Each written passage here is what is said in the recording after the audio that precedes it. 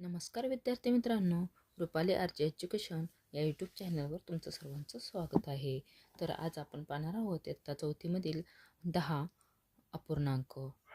यामध्ये अपूर्णांक हा धडा आपण सुरुवातीला समजून घेऊया आणि नंतर पुढील स्वाध्याय सोडवूया. तर इथे आहे अपूर्णांकाचा अर्थ, लेखन, वाचन कसं करायचं ते आपण थोडक्यात समजून घेऊया. अर्धा. आता इथे आपल्याला एक पूर्ण भाकरी दिली आहे.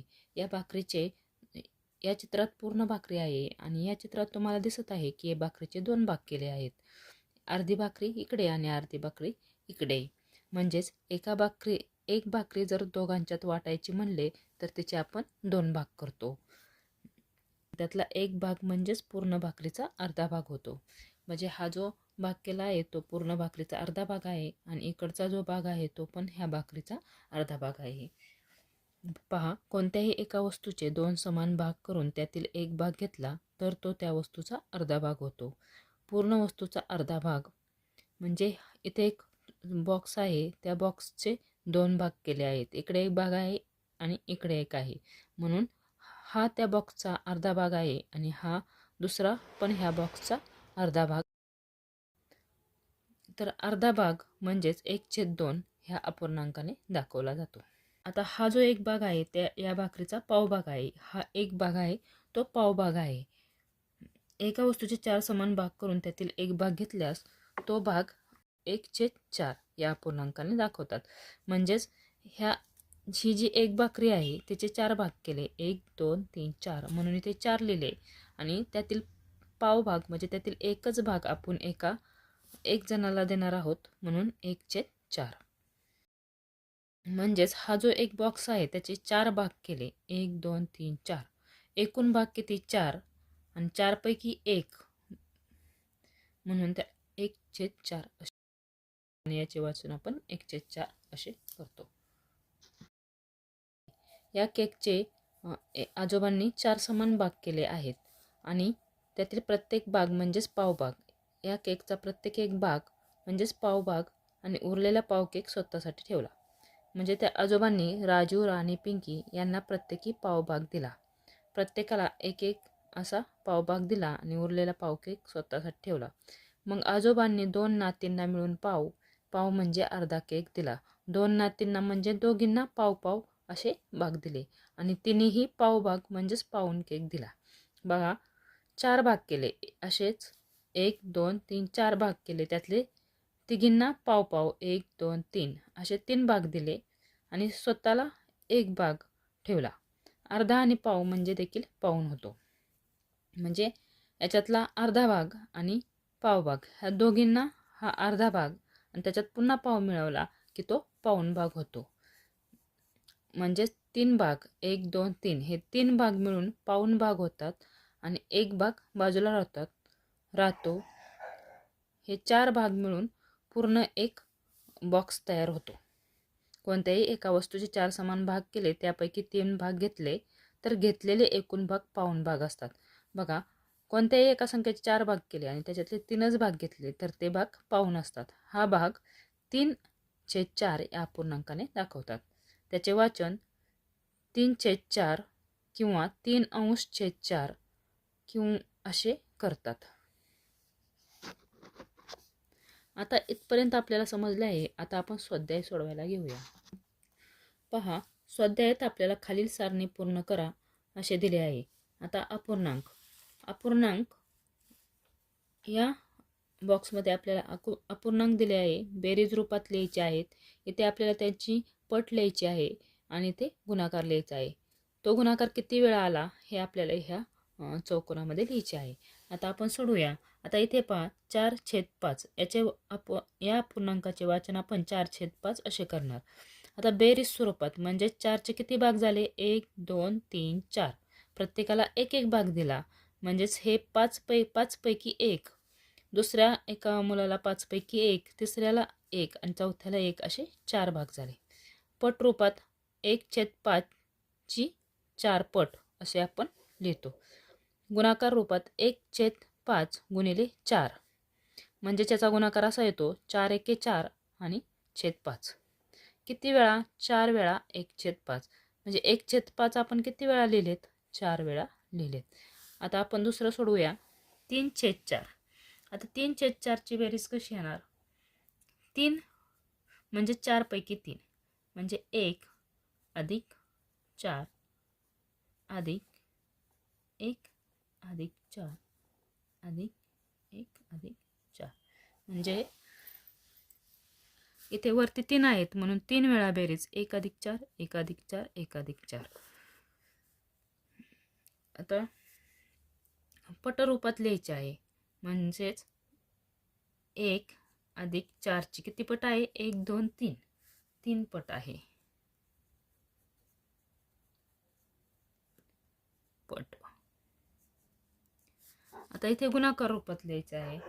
1/3/4 1/4 गुणिले 3 म्हणजे 3 एके 3 आणि छेद 4. तर किती वेळा आला आहे?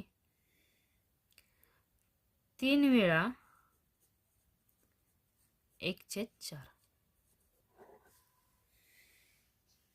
तर आता आपण दुसरं उदाहरण घेऊ.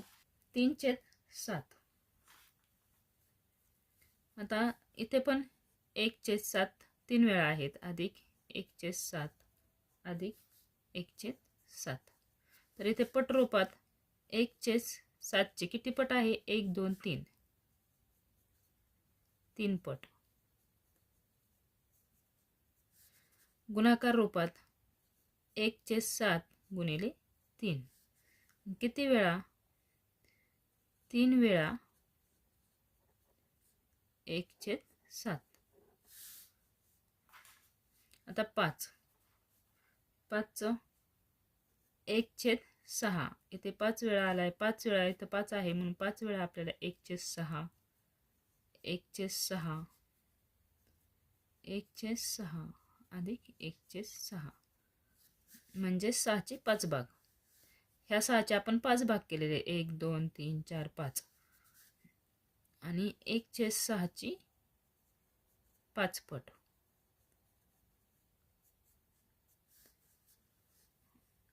1/6 गुणिले 5 आणि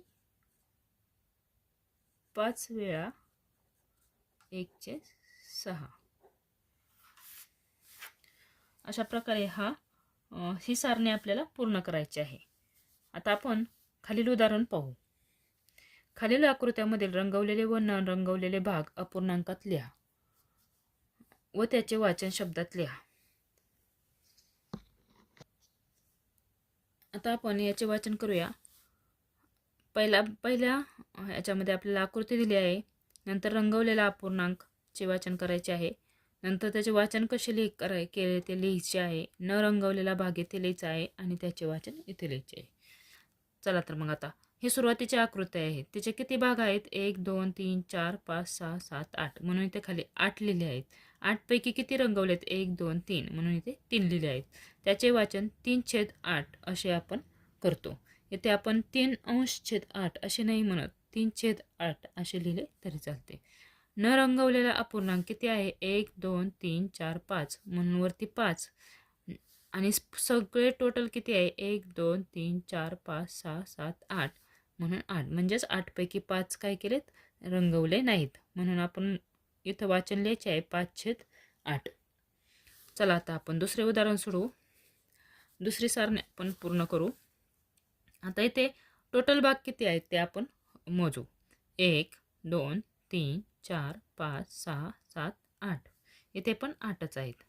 8 रंगवलेले किती आहेत? 1 2 3 4 4 रंगवले आहेत म्हणजे 4/8. वाचन आपण लिहिणार आहोत 4/8. तर आता न रंगवलेला अपूर्णांक किती आहे? इथे टोटल आहे 8. ते आपल्याला इथे असेच लिहायची. न रंगवलेले 1 2 3 4 4 आहे मग 4/8 याचे सुद्धा वाचन आपण लिहिणार आहोत 4/8.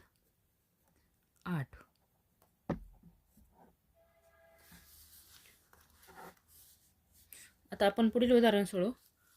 हे टोटल भाग किती आहेत? 1 2 3 4 5 किती आहेत? 5. 5पैकी किती रंगवलेत? 1 2. मग 2 2/5.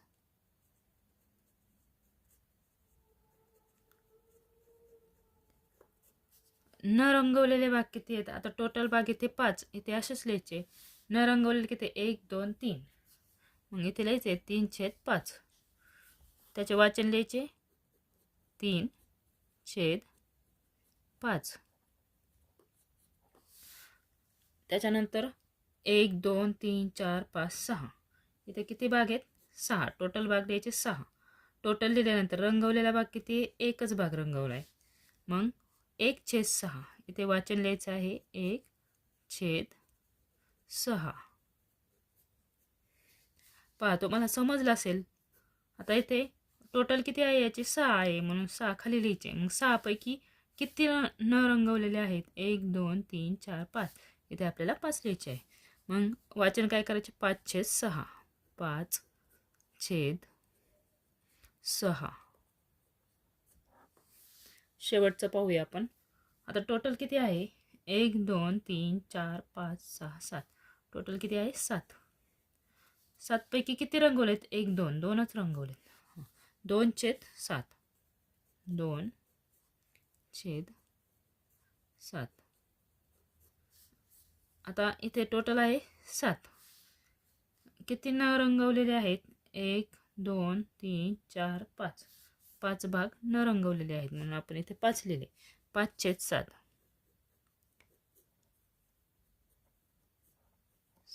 7. अशा प्रकारे आपण दोन्ही सारणी पूर्ण केले आहेत आणि स्वाध्याय पण पूर्ण झालेले आहे. असेच स्वाध्याय पाहण्यासाठी आपल्या चॅनलला सबस्क्राईब करा, लाईक करा, तुमच्या मित्रमैत्रिणींना शेअर करा. थँक्यू.